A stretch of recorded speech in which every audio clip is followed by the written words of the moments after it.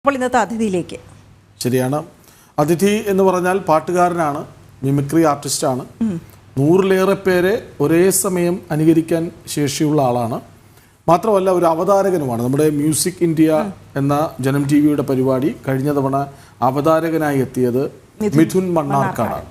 ഈ റിയാലിറ്റി ഷോകളിൽ സജീവമായി വളരെ അറിയപ്പെടുന്ന ഒരു മിമിക്രി ആർട്ടിസ്റ്റാണ് മിഥുൻ. പൂരാടം ആണെന്ന് ഓണാശംസകൾ അഡ്വാൻസായി നേരുന്നു. സ്വാഗതം പുത്തൻ പുലരിയിലേക്ക്.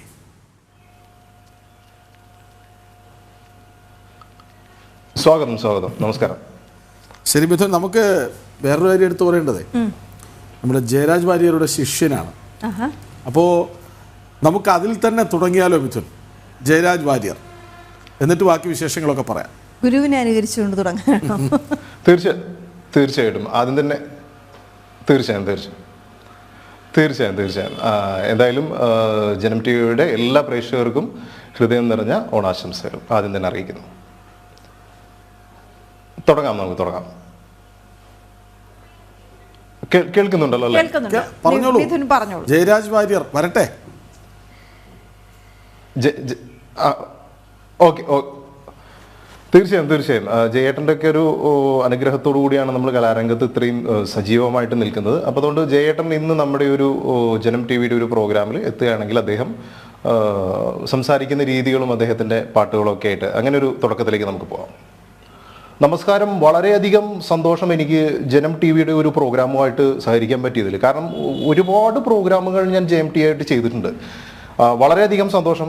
എന്തായാലും പൂരാട ദിനമായതുകൊണ്ട് തന്നെ നമുക്കൊരു പാട്ടിലൂടെ അങ്ങോട്ട് പോവാം. എന്തായാലും ഓണത്തെ വരവേൽക്കാൻ വേണ്ടിയിട്ട് എല്ലാ മലയാളികളും ഒന്നടങ്കം ആഘോഷത്തിൻ്റെ ഒരു വേളയിലാണ് നമ്മൾ നിൽക്കുന്നത്. അപ്പോൾ ജനം ടി വിയുടെ പ്രേക്ഷകർക്ക് അത് വലിയൊരു ആഹ്ലാദത്തിന് ഇരയാവട്ടെ എന്ന് ആശംസിക്കുന്നു. അപ്പോൾ നമുക്ക് പൂവേണം, പൂപ്പട വേണം, പൂവിളി വേണം, പൂണാരം ചാർത്തിയ കന്നിപ്പൂമകൾ വേണം, കുന്നത്തെ കാവിൽ നിന്നും തേവര് താഴെ എഴുന്നള്ളും നേ, ഓലോലം മഞ്ചൽ മൂളിപ്പോരുന്നുണ്ടേ, പൂവേണം, പൂപ്പട വേണം, പൂവിളി വേണം. വളരെയധികം സന്തോഷം ജനം ടി വിക്കും അതുപോലെ ഇത് കണ്ടുകൊണ്ടിരിക്കുന്ന എല്ലാ പ്രേക്ഷകർക്കും എൻ്റെ സ്നേഹം നിറഞ്ഞ നമസ്കാരം. നമുക്ക് മിഥുനെയും ജയരാജുവിനെയും ഒരുമിച്ച് ഫ്ലോറിൽ ആശാന്റെ ശബ്ദം അനുകരിച്ചുകൊണ്ടാണ് തുടക്കം. അപ്പൊ ഇനി പറയൂ ഓണവിശേഷങ്ങൾ.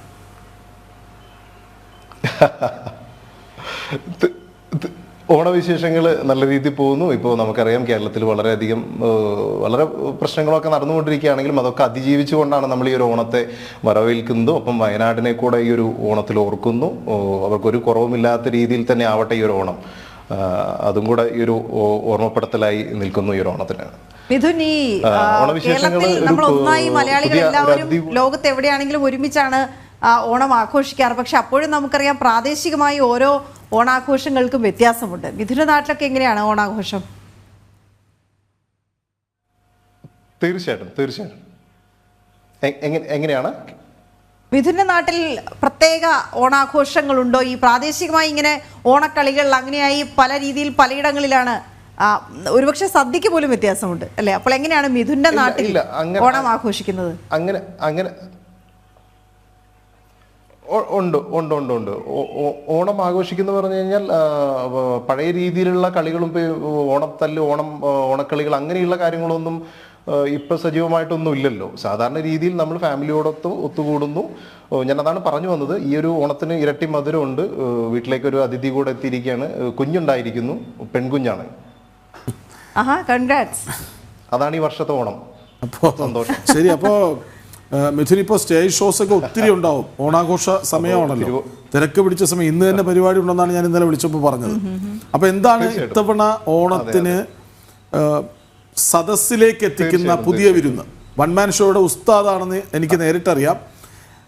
ഈ ഓണത്തിന് എന്താണ് സ്പെഷ്യൽ? തീർച്ചയായും നമ്മുടെ ഒരു പ്രോഗ്രാം എന്ന് പറയുന്നത് നമ്മൾ ഒരു പഠിച്ചു വെച്ച സാധനം പറയുന്നതിലുപരി നമ്മൾ ആ സ്റ്റേജിൽ എത്തുന്ന സമയത്ത് അവിടെ എന്താണോ പറയേണ്ടത് അത് സ്പോട്ടായിട്ട് പറയുക എന്നുള്ളതാണ് നമ്മുടെ ഒരു ഷോയുടെ ഒരു പ്രത്യേക രീതി. അപ്പോൾ മാത്രമല്ല കൂടുതലായി പാട്ടുകളും അതുപോലെ കാരിക്കേച്ചറും അതുപോലെയുള്ളതെല്ലാം കൂടെ സമ്മിശ്രമായിട്ടാണ് നമ്മുടെ ഒരു പ്രോഗ്രാം പോകുന്നത്. അപ്പോൾ ഇത്തവണ എന്താണോ പുതിയ വിഷയങ്ങൾ അതിനെക്കുറിച്ച് കൂടുതലായിട്ട് സംസാരിക്കുക എന്നുള്ളത് മാത്രമാണ്. ശരി, മിഥുന്റെ അനശ്വരമായ സ്ഥലത്തെത്തുക, ആ സ്ഥലത്തെക്കുറിച്ച് ആ പരിപാടിയെക്കുറിച്ച് കൂടുതലായി സംസാരിക്കുക. ശരി, ഈ അനശ്വരമായ ശബ്ദമായി എനിക്ക് ഫീൽ ചെയ്തിട്ടുള്ള പൃഥ്വിരാജിൻ്റെതാണ്. പറഞ്ഞോളൂ. പക്കയാണ്, പക്ക. തീർച്ചയായിട്ടും. ഓക്കെ, അപ്പൊ രാജുവേട്ടനെ ഒന്ന് ചെയ്യാം, അദ്ദേഹത്തിന്റെ ശബ്ദത്തിലൂടെ ഒന്ന് പോവാം.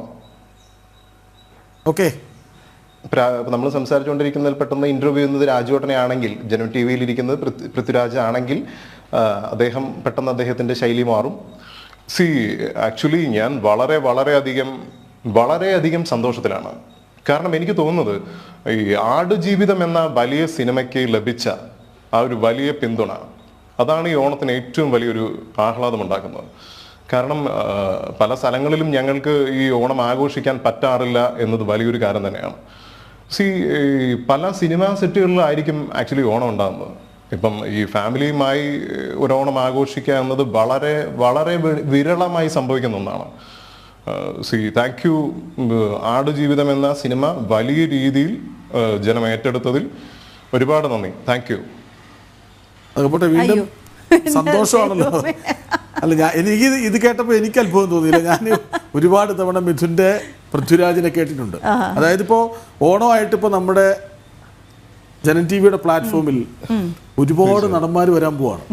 അതില് 2-3 പേര് വന്നു കഴിഞ്ഞു. ഇതെല്ലാം ഇപ്പം കൃഷ്ണരാജ് ചോദിച്ച ആളുകളെയാണ് മിഥുൻ അനുകരിച്ചത്. പക്ഷെ മിഥുന് ഏറ്റവും അധികം പെർഫെക്ഷനോടുകൂടി മിഥുൻ അവതരിപ്പിക്കുന്നു എന്ന് തോന്നുന്നത് ആരെയാണ്?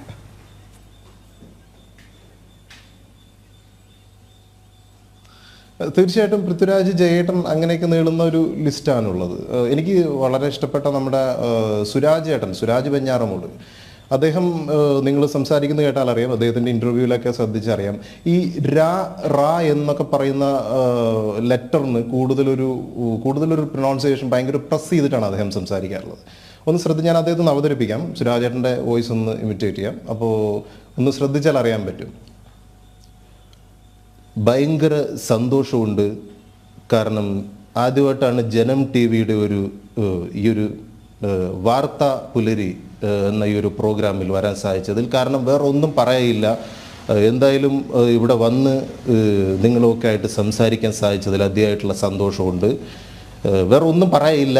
നന്ദി, നമസ്കാരം, താങ്ക് യു. അദ്ദേഹത്തിന്റെ രാക്കും ഒക്കെ ഭയങ്കര ഒരു പ്രസ് കൂടുതലാണ്. ഇതൊക്കെ ഇവർ പറയുമ്പോഴല്ലേ നമ്മൾ ശ്രദ്ധിക്കുന്നത്, ഓരോ മൈന്യൂട്ടായിട്ടുള്ള കാര്യങ്ങൾ. സുരാജിനെ സിനിമയിൽ കാണുന്ന പോലെ അല്ലെങ്കിൽ നേരിട്ട് വേദികൾ കാണുന്നത് പോലെ തന്നെ ഒന്ന് കണ്ണടച്ച് ചെന്നാൽ മിഥുൻ പറയുന്നതും അത് തന്നെയാണ്. അപ്പോൾ അതുകൊണ്ട് നമ്മൾ ഇതൊന്നും ശ്രദ്ധിക്കാൻ പോകില്ല പെട്ടെന്ന്. നിങ്ങളൊക്കെ ആണെങ്കിൽ സസൂക്ഷ്മം 1 മുതൽ അവസാനം വരെ നിങ്ങളിങ്ങനെ സൂക്ഷ്മമായി ജോലിയുടെ ഭാഗമായതുകൊണ്ട് ശ്രദ്ധിച്ചേ പറ്റൂ. ശബ്ദ കലാകാരന്മാർ ഞാൻ കഴിഞ്ഞ ദിവസം സ്പെഷ്യലായിട്ട് ഓർമ്മ ബോച്ചയുടെ ശബ്ദം. അതെ, അത് ഞാനും ശ്രദ്ധിച്ചിരുന്നു. ബോച്ചയുടെ ശബ്ദം വല്ലാണ്ട് സൂപ്പർ. ഓക്കെ, തീർച്ചയായും. നമുക്കിവിടെ മൈക്കിന്റെ ഒക്കെ പരിമിതികളുണ്ട്. ഒന്നാമത്തെ കാര്യം നമുക്കത് പറഞ്ഞല്ലോ പറ്റും. മിമിക്രി എപ്പോഴും സ്റ്റാൻഡിങ് മൈക്കിന് മുന്നിൽ നിന്ന് അല്ലെങ്കിൽ അതൊന്ന് കയ്യിലേക്ക് എടുത്ത് അവതരിപ്പിക്കുമ്പോഴാണ് അതിന്റെ ഒരു സുഖം. പക്ഷെ മിഥുൻ ഒരു കുഴപ്പമില്ല, പക്കയാണ്. ധൈര്യമായിട്ട് പറഞ്ഞോളൂ. ഒരു ഫീഡ്ബാക്ക് നമ്മൾ പറയുന്ന തീർച്ചയായും ബോച്ചയുടെ ഒരു സ്റ്റൈലിലേക്ക് ഇപ്പോൾ കഴിഞ്ഞ ദിവസമാണ് അത്, ഒരു മാസം മുൻപാണ് അത് ഞാൻ പോസ്റ്റ് ചെയ്തിട്ടുണ്ടായിരുന്നത്. അപ്പോൾ ബോച്ചയുടെ ഒരു സ്റ്റൈലിലേക്ക് ഒന്നിപ്പോൾ നോക്കാം. എനിക്ക് തോന്നിയിട്ടുള്ള ഒരു കാര്യം, ജനം ടി വി അത് വലിയൊരു ടി വിയാണ്. തൃശ്ശൂരിൽ പല സ്ഥലങ്ങളിലും ഞാൻ പോകുമ്പോൾ എന്നോട് പല ആളുകൾ ചോദിക്കാറുണ്ട് എന്തെങ്കിലും സഹായം ചെയ്യണം എന്ന്. പക്ഷേ ഞാൻ ചെയ്യണമെങ്കിൽ അതിൻ്റെ നിജസ്ഥിതി അറിഞ്ഞാൽ മാത്രമേ ചെയ്യാറുള്ളൂ. പക്ഷേ എന്നെ കൊണ്ടാവുന്ന കാര്യങ്ങൾ ഞാൻ ചെയ്യാറുണ്ട്. അതിൽ ഇതുവരെ ഒരു വീഴ്ച വരുത്തിയിട്ടില്ല. ചില ആളുകൾ പറയുന്നു എനിക്ക് തലയ്ക്ക് തീരെ സുഖമില്ല എന്ന്, ചിലർ പറയുന്നു എനിക്ക് ഭ്രാന്താണെന്ന്.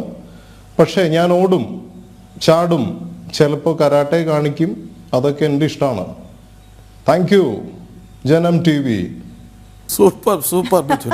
ഈ സൂപ്പർ എന്ന് പറയുന്നതിന് പിന്നിലൊരു കഥയുണ്ട്. അതായത് ഈ മിമിക്സ് പരേഡ് റിയാലിറ്റി ഷോയിലെ ആദ്യത്തെ ടോപ്പ് വിന്നറാണ് മിഥുൻ മണ്ണാർക്കാട്.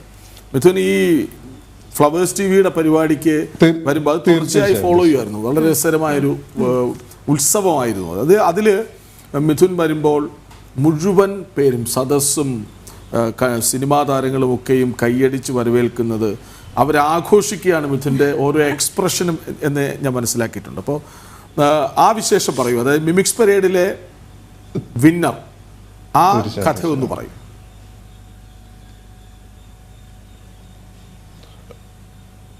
മിമിക്സ് പരേഡിൽ ഏകദേശം ആദ്യത്തെ ഒരു 1 man റിയാലിറ്റി ഷോ ആയിരുന്നു മിമിക്സ് പരേഡ് എന്ന പ്രോഗ്രാം. കാരണം ഈ മിക്ക ടീമുകളായി, അതായത് ഒരു ഗ്രൂപ്പ് പെർഫോമൻസിന് ഉപരി ഒറ്റയ്ക്ക് ഒരാൾക്ക് എന്ത് ചെയ്യാൻ പറ്റും എന്നുള്ളതിനെ കുറിച്ചിട്ടാണ് മിമിക്സ് പരേഡ് എന്ന റിയാലിറ്റി ഷോ മറ്റൊരു പ്രമുഖ ചാനലിലായിരുന്നു അത് തുടങ്ങിയിട്ടുണ്ടായിരുന്നത്. അപ്പോൾ ഏകദേശം ഒരു 1.5 വർഷത്തോളം നീളുന്നൊരു ഷൂട്ടായിരുന്നു അത്. അപ്പോൾ അതിൽ കുറേ കടമ്പകൾ കടന്നാണ് ഫസ്റ്റ് പ്രൈസ് കിട്ടിയതും അതിൽ വിജയമായതും. അത് ഏകദേശം എനിക്ക് തോന്നുന്നു 2015-16 ആ സമയത്താണ്. അവിടെ നിന്ന് ഇങ്ങോട്ട് ശരിക്കും പിന്നെ കലാരംഗത്തിന് വളരെ ഒരു സ്ട്രോങ് ബേസ് ആണ് കിട്ടിയിട്ടുള്ളത്. മിഥുൻ ആസ്വദിക്കുന്നത് ഏതാണ്? പാട്ടുകാരനായിട്ടാണോ, അല്ലെങ്കിൽ മിമിക്രി അവതരിപ്പിക്കുന്ന ആളായിട്ടാണോ, അതോ അവതാരകനായിട്ടാണോ ഏറ്റവും കൂടുതൽ ആസ്വദിക്കുന്നത് ഏത് മേഖല? അതോ മിമിക്രിയിലേക്ക് ഗാനങ്ങൾ പാട്ട് ഞാൻ പാട്ട് അല്ല, അങ്ങനെയല്ല. പാട്ടുകാരൻ എന്ന് പറയുമ്പോൾ ഞാൻ മ്യൂസിക് പഠിച്ചിട്ട് പാടുന്നതല്ല, നമ്മൾ കേട്ട് പാട്ടാണ്. അതായത് കേൾക്കുന്നു, അതുപോലെ പാടുന്നു. അതാണ് നമ്മുടെ ഒരു രീതി. കൂടുതലും മിമിക്രി ആർട്ടിസ്റ്റ് ആയതുകൊണ്ട് തന്നെ പാട്ടുകളിലേക്കും കൂടെ കടക്കുന്നു എന്ന് മാത്രം. പിന്നെ അവതാരകൻ എന്ന് പറയുമ്പോൾ ഈ പറഞ്ഞ പോലെ ജയേട്ടൻ്റെയൊക്കെ ഒരു കൈ തലയിലുള്ളത് കൊണ്ടാണ് നമുക്ക് വാക്കുകൾ മുറിയാതെ സംസാരിക്കാനുള്ള ഒരു എനർജി കിട്ടുന്നതും. അതൊക്കെ ഒരു അനുഗ്രഹമാണത്. അപ്പോൾ അവതാരകൻ എന്നുള്ള റോളും വളരെ നല്ല രീതിയിൽ തന്നെയാണ് പോകുന്നത്. മിഥുൻ ഈ ഗായകരെ അനുകരിക്കാറുണ്ടോ? ഗായകരുടെ ശബ്ദം അനുകരിച്ച് പാടാറുണ്ടോ? അങ്ങനെയെങ്കിലും ഒരു ഓണപ്പാട്ടാകാം.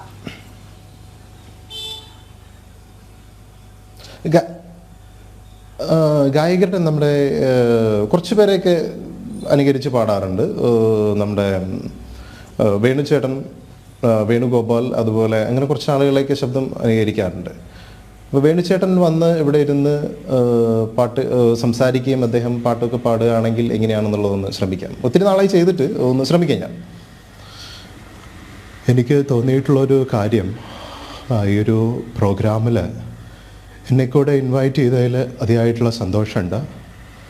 ജനം ടി വി അത് വലിയൊരു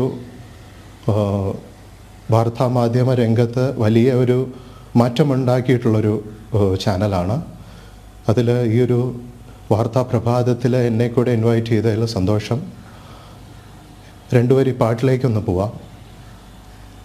ഏതോ വാർമുഖിലിൻ കിനാവിലെ മുത്തായി നീ വന്നു, ഏതോ വാർമുഖിലിൻ കിനാവിലെ മുത്തായി നീ വന്നു, ഓമലേ ജീവനെ അമൃതേകാനായി വീണ്ടും എന്നിലെ തോർമകളാൽ കിനാവിലെ മുത്തേ നീ വന്നു. കുറേ നാളായി പാടിയിട്ട്, അതുകൊണ്ട് ചെറിയ പ്രശ്നങ്ങളൊക്കെ ഉണ്ട്. താങ്ക് യു സോ മച്ച് ജനം ടി വി. ദിവസവും പാടി ഇതിനേക്കാൾ മനോഹരം. അതുകൊണ്ട് വേണ്ട, ഇൻസ്റ്റന്റ് ആണ്. ഏത് ചോദിച്ചാലും പറയും. സംശയം ഉണ്ടെങ്കിൽ വീണോർന്ന് ചോദിച്ചു. മനോജ് കെ ജയനെ ഒന്ന് അനുകരിച്ചാൽ എങ്ങനെയിരിക്കും? വളരെ പെട്ടെന്ന് നമുക്ക്. മനോജ് കെ ജയനൊക്കെ പറ്റുമോ? തീർച്ചയായും മനോജ് കെ നമുക്ക് ശ്രമിക്കാം. മനോജിൻ്റെ വോയിസ് ഒക്കെ ചെയ്യാറുള്ളത് കൊണ്ട് അദ്ദേഹം പിന്നെ എല്ലാവരെ പോലെയല്ല. ഇപ്പം ഇത്രയും കാര്യങ്ങളൊക്കെ പറഞ്ഞത് ഒരു സൗമ്യമായിട്ടുള്ള രീതിയിലാണ്. പക്ഷെ മനോജേട്ടൻ കുറച്ചുകൂടെ ഒന്ന് പവറായിട്ടായിരിക്കും സംസാരിക്കുക. ശരിക്കും വലിയ സന്തോഷം. ജനം ടി വിയുടെ ഒരു രാവിലെ എന്നെ കൂടെ ഇൻവൈറ്റ് ചെയ്തതിൽ വലിയ സന്തോഷം. കാരണം എനിക്ക് തോന്നുന്നു ഞാൻ ഈ ഓണം എന്ന് ആഘോഷിക്കുന്നത് അത് ശരിക്കും വലിയൊരു ഭാഗ്യമായിട്ടാണ് തോന്നുന്നത്. ലോകത്തെവിടെ ജനിച്ചിട്ടും കാര്യമില്ല, മലയാളിയായി ജനിക്കാൻ പറ്റിയാലാണ് ഈ ആഘോഷങ്ങളൊക്കെ പങ്കെടുക്കാൻ സാധിക്കുന്നത്. കാരണം ജനം ടി വി ഇന്ന് ഈ ഒരു രാവിലെ പൂരാട ദിനത്തിൽ എന്നെ കൂടെ ഇൻവൈറ്റ് ചെയ്തു. ഈ ഒരു പ്രോഗ്രാം നടന്നതിൽ വലിയ സന്തോഷമുണ്ട്.